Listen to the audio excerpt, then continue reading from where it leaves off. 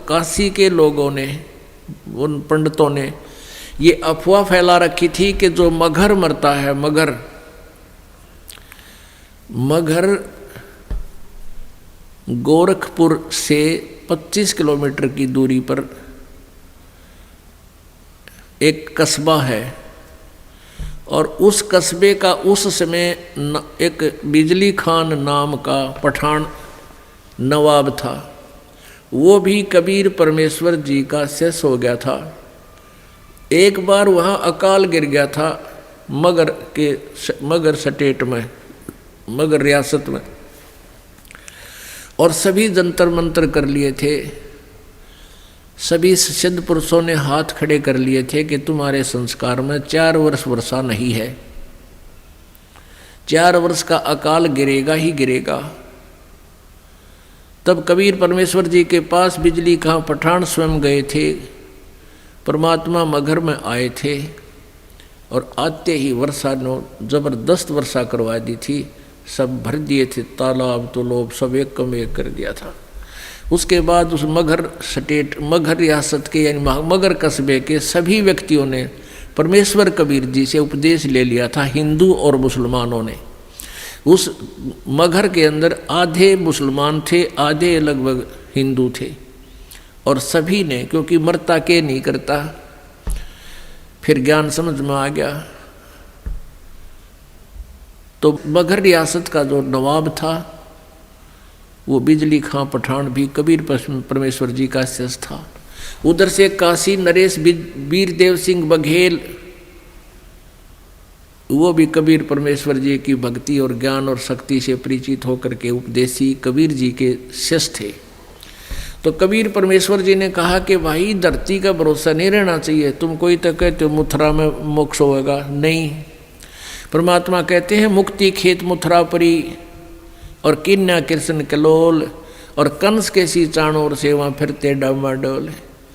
तुम्हारी बात बड़ी कर दें, तुम मथुरा को एक मुक्ति क्षेत्र मानते हो, मोक्ष क्षेत्र। अरे उसमें कृष्ण जी ने तो वहाँ नरी मौज मचाई, जैसे मठ गोपियों के साथ बकवाद करी, और उस मोक्ष तुम मानते हो मोक्ष स्थान ही है वो, तो उस मोक्ष स्थान पर कंस केसी और चाणूर जैसे का बक्कल उतरा, उन बकवाद प्राप्त हुई, उनका मोक्ष ना होया।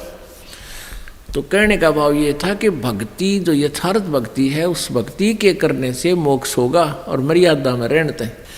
तो कबीर परमेश्वर ने उन ब्राह्मणों से कहा कि तुम मूर्ख बना रहे हो भोली जनता को, मैं मगर में शरीर छोड़ूंगा और मैं स्वर्ग से भी आगे सतलोक में जाऊंगा। अब इस बात ने ब्राह्मण मानने क्यों कर, क्योंकि सारी जनता में ढंडोरा पीट रखा कि वामरनिया तो गधा बनेगा, नरक जाएगा। तो परमात्मा वहाँ से चल पड़े। 120 वर्ष की का शरीर था कबीर परमेश्वर जी, दिखा रहे थे अपना। वैसे उनका शरीर की कोई आयु नहीं है, परमात्मा की कोई आयु नहीं होती। उन्होंने एक लीला में शरीर दिखाया था, एक जनसाधारण की तरह एक जीवन जीकर अपने हाथों से कर्म करके अपना निर्वाह करके दिखाते हैं, एक लीला करते हैं। वो प्रत्येक युग में आते हैं।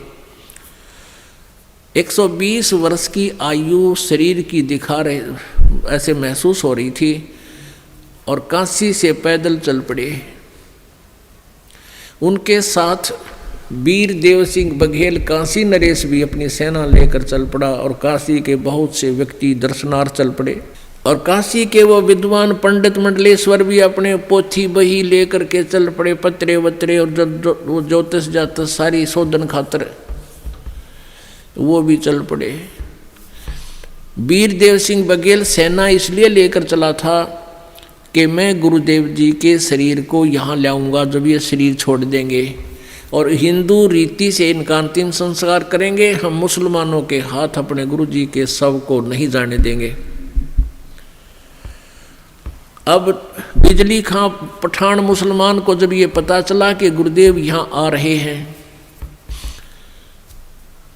और काफ़ी व्यक्ति भी दर्शनार्थ आ रहे हैं, और गुरुजी यहाँ पर अपना जीवन लीला अंत करेंगे, और वीरदेव सिंह काशी नरेश हिंदू के इरादे से भी परिचित हुए कि वो शरीर को लेकर जाएंगे। तो बिजली खां पठान ने भी अपने मुसलमानों से सलाह की।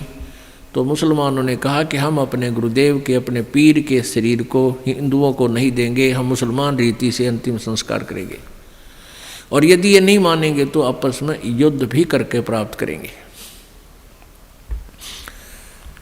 जब परमेश्वर कबीर जी वहाँ पहुँचे तीसरे दिन पैदल चल के, क्योंकि बनारस से, काशी से मगहर लगभग 200 किलोमीटर के आसपास है।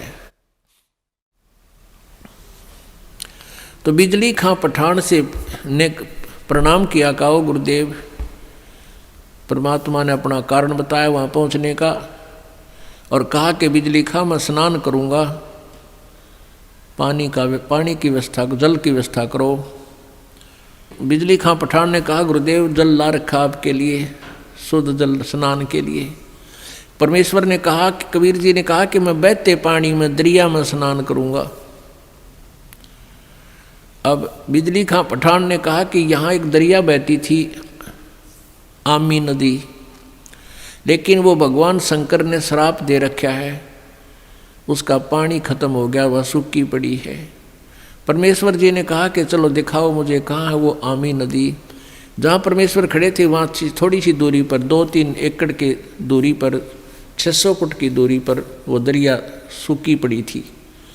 परमात्मा ने वहाँ खड़ा होकर साथ में हजारों की संख्या में दर्शक, और परमेश्वर ने ऐसे किया था हाथ से संकेत, जैसे ये ट्रैफिक का सिपाही करा करे, ऐसे कर दिया। क्या देखते हैं कि थोड़ी सी दूरी पर एक बहुत बड़ा धमाका हुआ, और एकदम पानी से भरकर नीचे से पानी इतना जोर से निकला और पूरी दरिया भरकर चल पड़ी। बोलो सतगुरुदेव।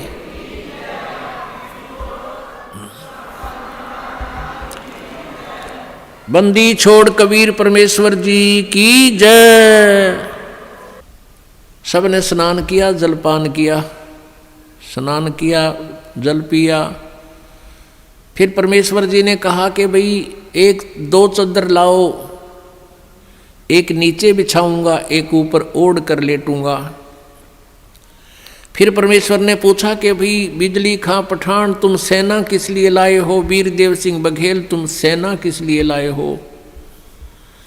दोनों ने नीचे गर्दन कर ली, आमने सामने खड़े थे। दूसरे हिंदू और मुसलमान कहने लगे, हिंदू कहने लगे कि हम आप जी के शरीर को इन मुसलमान काफरों के हाथ नहीं लगने देंगे, हम आपके शरीर का अंतिम संस्कार हिंदू रीति से करेंगे।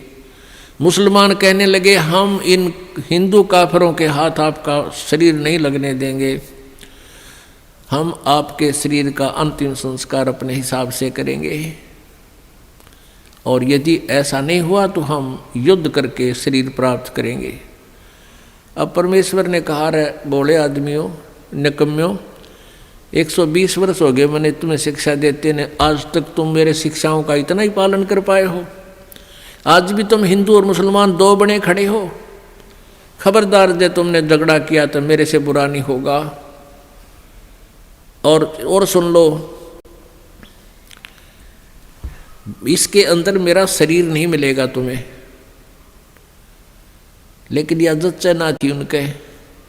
फिर भी अगर तुमने झगड़ा नहीं करना है, एक चदर तुम ले लेना, एक मुसलमान ले लेंगे, एक हिंदू ले लेंगे, और चदरों के बीच में जो भी वस्तु मिले आधी आधी बांट लेना। तुम लड़ियो ना भाई, ना तो विनाश हो जाएगा, गृह युद्ध शुरू हो जाएगा, आपसी जुल्म हो जाएगा, महाभारत से भयंकर युद्ध हो जाएगा।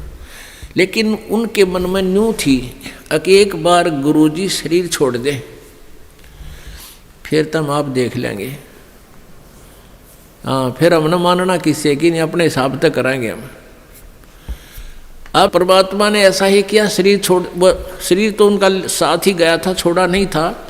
लेकिन क्या हुआ, जितने सबके समान था, सब जैसे चादर ओढ़ी थी ऊपर के और शरीर के ओढ़ा हुआ जैसे महसूस होता, इतने ही शरीर के आकार के फूल बन गए, सुगंधित फूल। और परमात्मा आकाश में जाकर आकाशवाणी की कि भी देख लो ब्राह्मणों, देखो मैं जा रहा हूँ सतलोक को। जब आकाश में देखा तो परमात्मा का नूरी शरीर, तेजों में शरीर हो गया और ऊपर आकाश को जा रहे हैं और ये आकाशवाणी करते जा रहे हैं और कहते हैं उठा लो पर्दा, इसमें नहीं है मुर्दा। चद्दर उठा के देखा, उसमें सुगंधित फूल पाए। हिंदू और मुसलमान कहाँ तो कत्लेआम करने को तैयार थे एक दूसरे के। बिजली खां पठान और वीर देव सिंह बघेल हिंदू राजा आपस में एक दूसरे की ऐसे प्यार से शरीर के ऐसे एक दूसरे से चिपक गए, सीने से सीने का लगाया। आपस में सब हिंदू मुसलमान एक दूसरे से सीने से लगकर ऐसे रो रहे हैं जैसे छोटे छोटे बच्चों की माँ मर जाती है, पिता मर जाता है, और रो रहे हैं और कह रहे हैं हम कति मूर्ख थे, हमने पहचाना नहीं, वो अल्लाह थे, खुदा थे, वो परमात्मा आए हुए थे। अपने आत्माओं, हमने परमेश्वर को पहचाना नहीं। इतनी लीलाएं प्रभु करके गए। आज भी मगर स्थान पर हिंदुओं ने अपनी अलग से यादगार बना रखी है, एक चद्दर और आधे वो सुगंधित फूल लेकर, और मुसलमानों ने अपनी अलग बना रखी है, एक चद्दर और आधे फूल लेकर। आज भी ये दास उसको, आज भी विद्वान है ये दास, बहुत बार उसको देख कर आया है और हमने वो फोटो खींच कर लाए थे उनके। दोनों अलग अलग बने हुए हैं। 3 बार ये दास भी संगत को साथ ले जाकर दिखा कर लाए, प्रमाण करने के लिए कि हम सुना करते हैं वो सच्चाई है। तो पुण्यात्माओं, उन्हीं में से कुछ फूल अकेले ला करके बनारस में, काशी में भी एक चौरा बना दिया बिजली खां पठान ने, और वहाँ दोनों यादगार अलग अलग हिंदू और मुसलमानों की आज भी है, और उनका कोई आपस में मनमुटाव नहीं है। वो अपने हिसाब से कर रहे हैं, वो अपने हिसाब से कर रहे हैं। कति बीच में दीवार भी नहीं है, एक ग्रिल ला रखी है बीच में पार्टीशन के लिए, जैसे ये ग्रिल लगी हुई न, और आपस में बीच में एक सामूहिक गेट भी है। दर्शक जाते हैं, दोनों को देख कर आते हैं।